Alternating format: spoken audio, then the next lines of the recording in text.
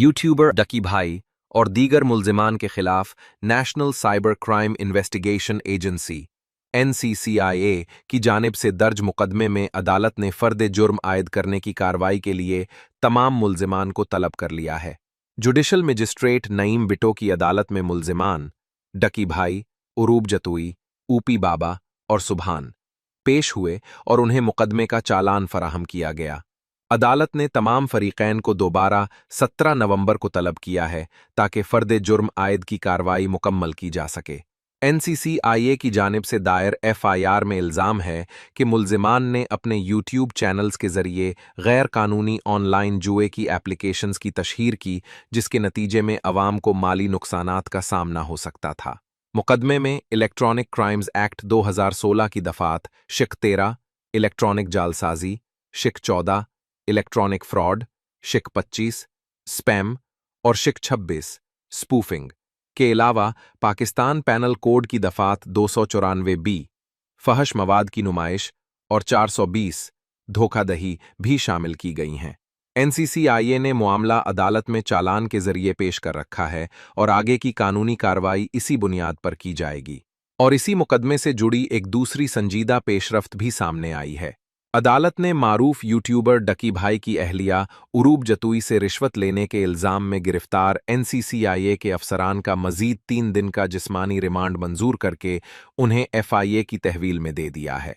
ये कार्रवाई भी जुडिशल मजिस्ट्रेट नईम विटो की अदालत में हुई, जहां FIA ने मुल्जिमान को सख्त सिक्योरिटी में पेश किया। FIA के प्रोसिक्यूटर ने अदालत से इस्तदआ की कि चूंकि ये एक वाइट कॉलर क्राइम है, इसलिए मजीद तफ्तीश के लिए मुल्जिमान का 8 दिन का इजाफी जिस्मानी रिमांड दरकार है। प्रोसिक्यूटर ने बताया कि अब तक 4 करोड़ 58 लाख रुपए रिकवर किए जा चुके हैं और मुतासरीन की शनाख्त और मामले के गिर्द मौजूद माली शवाहिद हासिल करने के लिए मजीद तफ्तीश नागुज़ीर है। मुल्जिमान के वकील मियां अली अशफाक ने रिमांड की सख्त मुखालफत की और मौक़िफ़ इख्तियार किया कि मुकदमा बेबुनियाद और सबूतों से आरी है।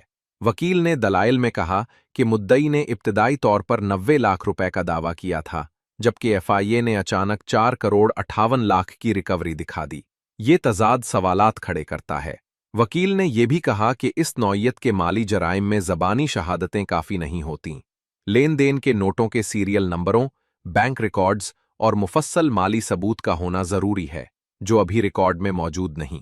वकील ने अदालत को बताया कि FIA के पास तफ्तीश के मुताद्दिद मौके थे, मगर वो मुकम्मल तफ्तीश नहीं कर पाई, इसलिए फौरी तौर पर तवील रिमांड देना मुनासिब नहीं।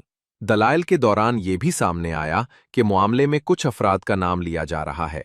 मसलन शहबाज नामी शख्स को किसी और का फ्रंटमैन करार दिया गया, जबकि उरूब जतुई की जानिब से बताया गया कि उनका इस सिलसिले में बराह रास्त कोई लेन देन या मुलाकात नहीं हुई।